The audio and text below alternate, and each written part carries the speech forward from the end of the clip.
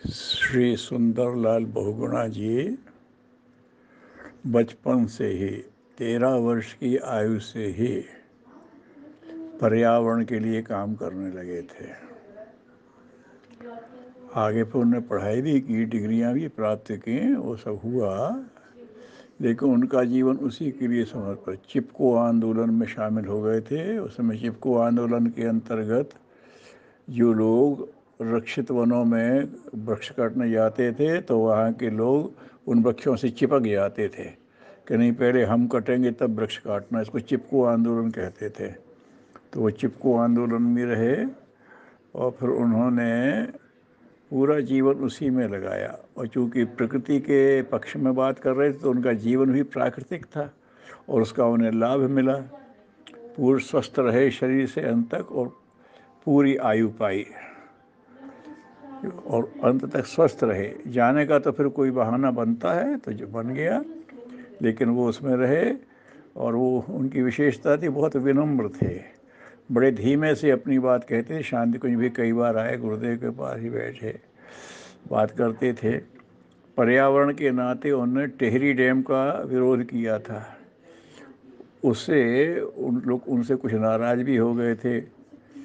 कभी डंपर पर बैठ जाना जब बन रहा है, वो इतना काम आगे बढ़ गया था कि उसे रोकना भी उचित नहीं था। तो फिर वो समझाया तो मान गए। बोले अभी इसकी और हाइट बढ़ा रहे हैं, वो ना बढ़ाई जाए। तो उनका ये जितना भरेगा। लेकिन कुछ चीज़ें ऐसी होती हैं कि जिसमें दोनों पक्ष देखना पड़ते हैं। तो बाद में वो समझे भी थे और उन्होंने फिर टेहरी डैम का विरोध भी नहीं किया था। और इसके अपने लाभ भी हैं, हानि भी है। हमारे पास पानी का प्रवाह रुक जाएगा तो हमने स्वयं जाके देखा है। जिन लोगों ने बनाया उनने पहले से ही एक डाइवर्शन टनल बना दी थी कि हम जब डैम बना रहे हैं तो उस समय पानी बराबर बहता रहे। उस एरिया में जो नेचुरल फ्लो था, प्राकृतिक प्रवाह था, वो तो रुका, लेकिन आगे के लिए उसको कर दिया था। फिर उसको उन्होंने बंद भी नहीं किया। आज भी डैम के उधर से पानी वहाँ अगर ज़्यादा होता है तो उधर जाता है, रहता है। तो ये सब बातें वो समझते, लेकिन उनका पूरा डेडिकेशन प्रकृति के था, पूरा समर्पण था। वो करते भी थे, यहाँ आते भी थे, गुरुदेव से बैठे, हम लोगों से भी बातचीत हुई है, तो बड़े ढंग से अपने सुझाव को रखते थे। और ये तो सबको पता है कि प्रकृति की रक्षा हम करेंगे तो प्रकृति हमारी रक्षा करेगी। तो उनके जीवन से यही सीखते हैं कि प्रकृति के साथ मित्रवत रहो, be friendly to the nature. और वो रहे, उसका उन्हें लाभ भी मिला, उन्हें प्रतिष्ठा भी मिली, उन्हें सम्मान भी मिला, शासकीय सम्मान भी मिले। शासन का उन्हें विरोध किया फिर भी उन्हें सम्मान मिले।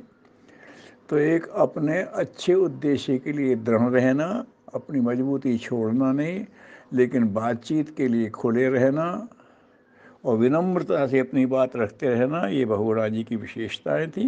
वो हमें उनसे सीखना चाहिए। लेकिन किसी अच्छे उद्देश्य के लिए, प्रकृति के संरक्षण के लिए जीवन लगाना, ये बहुत अच्छी बात है। उन्होंने इस तरह से किया। कुछ लोगों ने ये किया कि उन्होंने, एक ही आदमी ने लाखों का जंगल खड़ा कर दिया, वो अपने ढंग से काम कर रहे हैं। तो हर आदमी अपनी मनस्थिति और परिस्थिति के हिसाब से प्रकृति को स्वस्थ बनाए रखने के लिए कुछ कर सकता है तो करे। यही उनके जीवन की प्रेरणा है, यही उनके जीवन का संदेश है। ओम शांति।